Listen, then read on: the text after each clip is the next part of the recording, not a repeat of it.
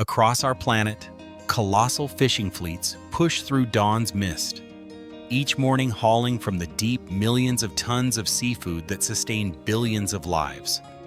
Yet among all the world's waters, a few regions stand apart oceans so rich their harvests could feed entire nations. In this journey, we'll travel to 7 of the largest and most productive fishing grounds on Earth places, where human determination, natural abundance, and advanced technology unite to supply the global table. These aren't just fishing trips. They are industrial feats on a planetary scale, the silent machinery that keeps humanity nourished.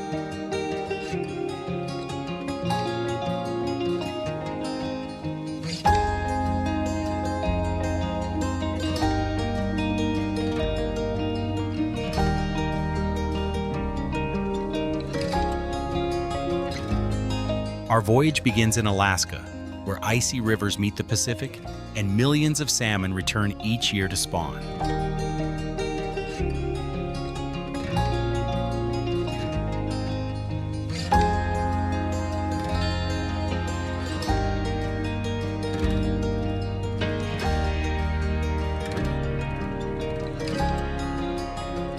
Here, fishing is not merely an occupation. It's a heritage written into the DNA of entire communities.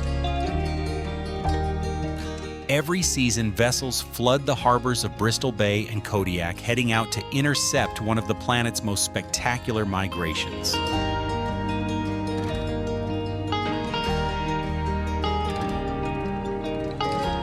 The numbers are staggering.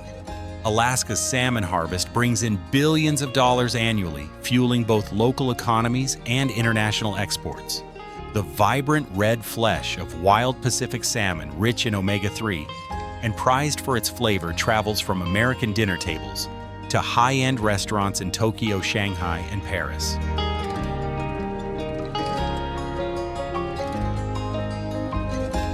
But beneath the success lies a delicate balance. Overharvesting once pushed wild salmon to the brink, forcing authorities to revolutionize management. Today, satellite tracking, digital quotas, and hatchery programs ensure that Alaska's fisheries remain among the most carefully monitored in the world. More than just a food source, salmon represents resilience proof that sustainable practice and economic prosperity can coexist. It's an ocean harvest powerful enough to feed a nation, yet disciplined enough to protect the sea that provides it.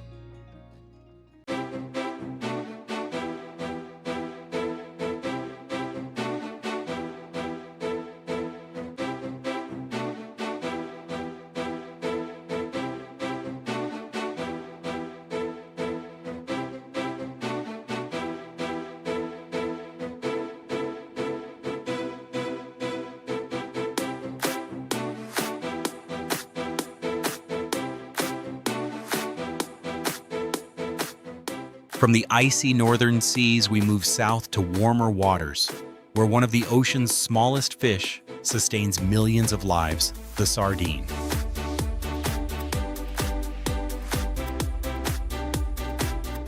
Tiny, fast, and abundant sardines might seem insignificant compared to massive tuna or salmon.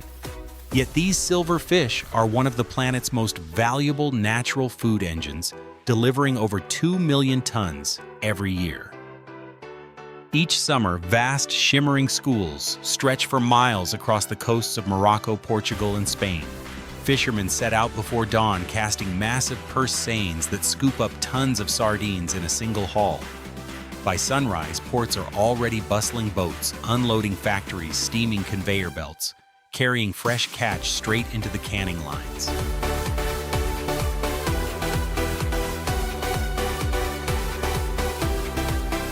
Inexpensive, rich in omega-3, and easy-to-store canned sardines have become a staple for billions, from lunch boxes in Europe to supermarkets across the US and Asia. Behind this success, however, lies constant pressure. Climate shifts and overfishing threaten sardine populations, forcing nations to impose quotas and seasonal bans.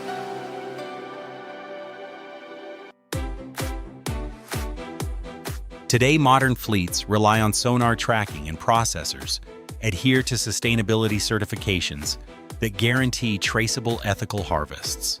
Small but mighty sardines remind us that even the tiniest creatures can keep the world fed if humanity manages them wisely.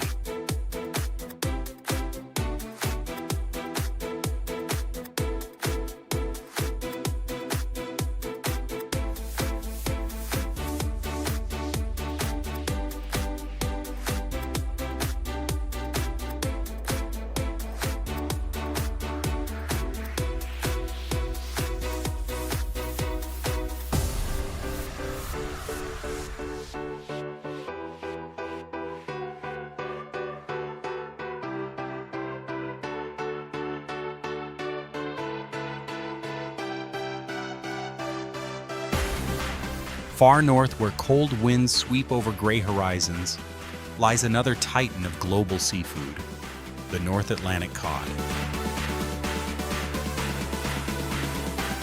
For centuries, these fish built the economies of nations. From Iceland to Canada, entire cities rose around cod fisheries, and salted fillets once powered global trade routes. Cod isn't just food, it's culture. Generations of fishermen have braved freezing waters, relying on instincts passed down like family heirlooms. Today, modern trawlers equipped with radar and deep-sea sonar can harvest thousands of tons in a single voyage, supplying the thriving markets of Europe and North America.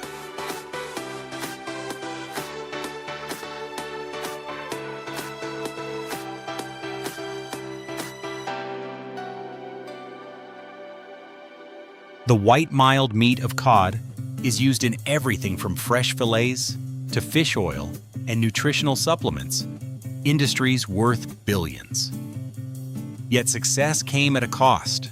By the late 20th century, overfishing decimated cod populations. Governments responded with strict catch limits, no-take zones, and digital monitoring systems to allow stocks to recover. Now, the cod fishery stands as both a warning and a model, a reminder of human dependence on the ocean and the power of science to restore balance when greed goes too far.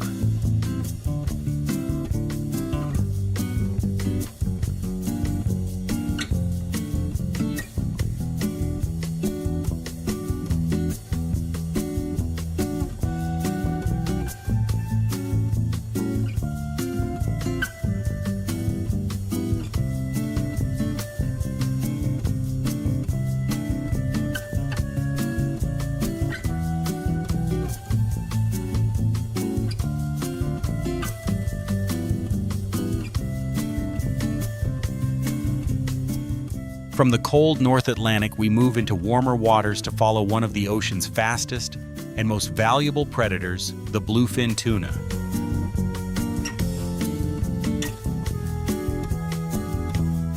Powerful, elegant, and built for endurance. These fish can reach speeds over 40 miles per hour and weigh more than half a ton.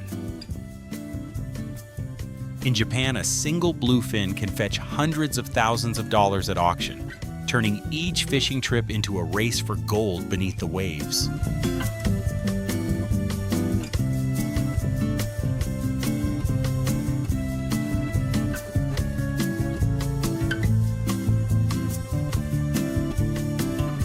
Every year, fleets from Japan, Spain, and the Mediterranean pursue migrating schools across vast distances.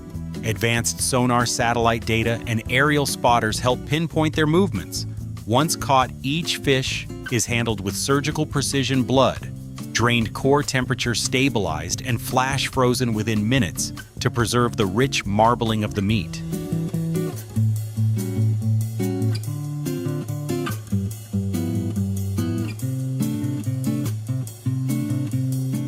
More than 70% of bluefin ends up as sushi and sashimi in Japan's luxury restaurants, while the rest reaches global markets. But with high demand comes heavy responsibility. Strict international quotas and farming initiatives now aim to stabilize stocks and prevent the collapse of this billion-dollar industry. Bluefin tuna represents the height of ocean commerce, a symbol of precision speed and the fragile line between wealth and sustainability.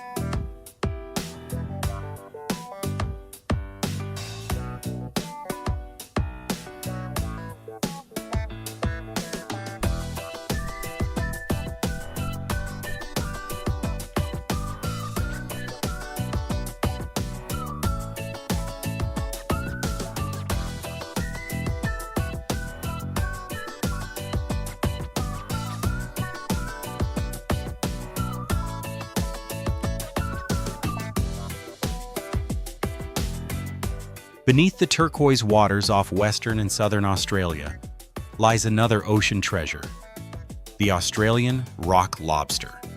With its crimson shell and sweet firm meat, it's one of the most coveted seafoods in the world, a luxury item commanding top prices in China, Japan, and Europe.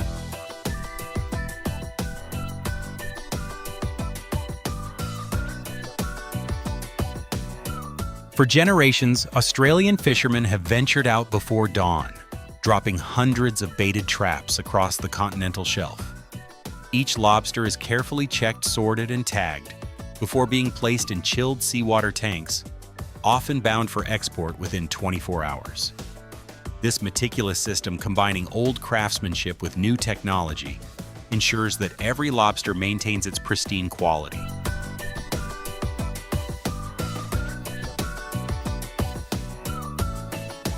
The industry's worth exceeds billions annually, supporting thousands of workers and coastal towns.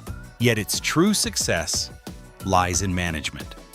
Australia enforces some of the world's strictest sustainability standards: catch quotas, size limits, and breeding protections that keep populations healthy year after year. The result is a rare harmony between profit and preservation, proof that even the most luxurious seafood can be harvested responsibly.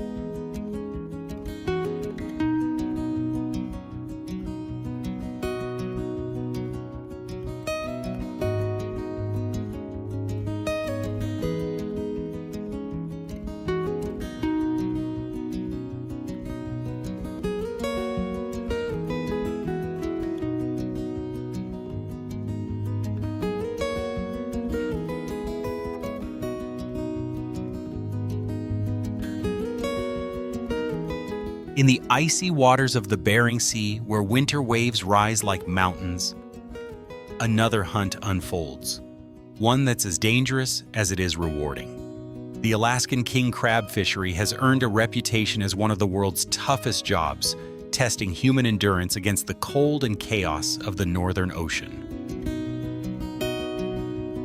Fishermen work around the clock in freezing temperatures, lowering massive steel cages called pots to the seafloor, hundreds of feet below.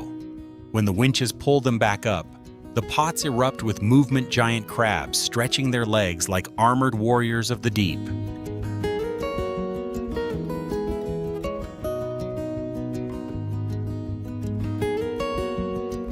Each harvest season lasts only a few months, but in that time, millions of pounds of king crab are brought ashore, valued at up to $50 per pound.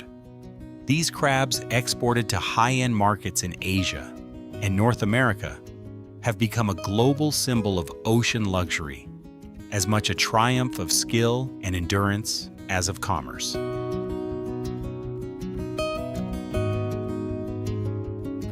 Behind every plate of king crab lies a story of danger, determination, and respect for the sea. The ultimate reminder that nature's richest rewards come only to those who dare to face its fiercest challenges.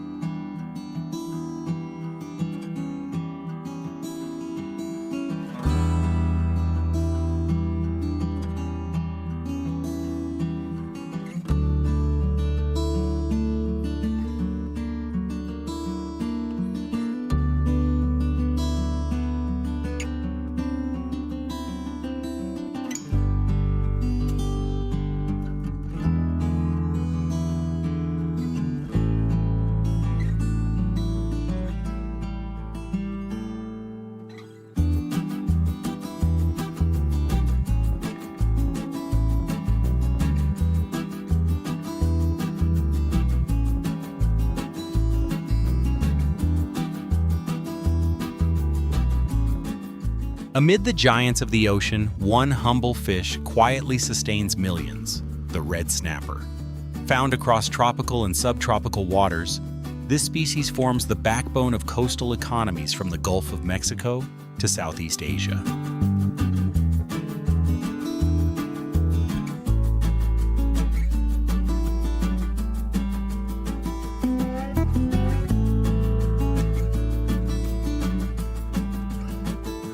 Each year, hundreds of thousands of tons of red snapper are harvested, providing a steady source of protein for families around the world.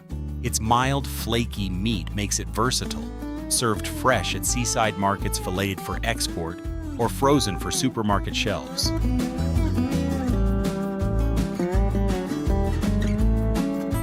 But this abundance comes with responsibility. Industrial trawling, while efficient, risks damaging seafloor habitats and capturing other marine life. To counter this, many countries have enforced tighter catch limits, seasonal closures, and selective gear that minimizes bycatch. Today, red snapper fishing reflects a global effort to protect the ocean's balance, ensuring that even the most common fish remains a reliable food source for generations to come.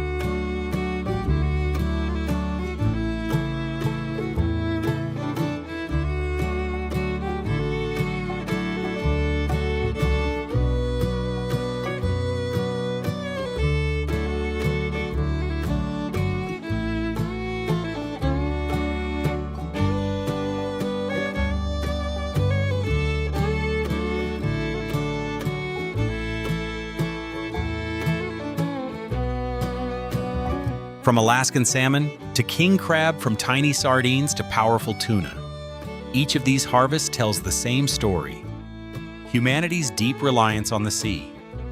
Together, they feed billions, power economies, and connect distant cultures through shared trade and taste.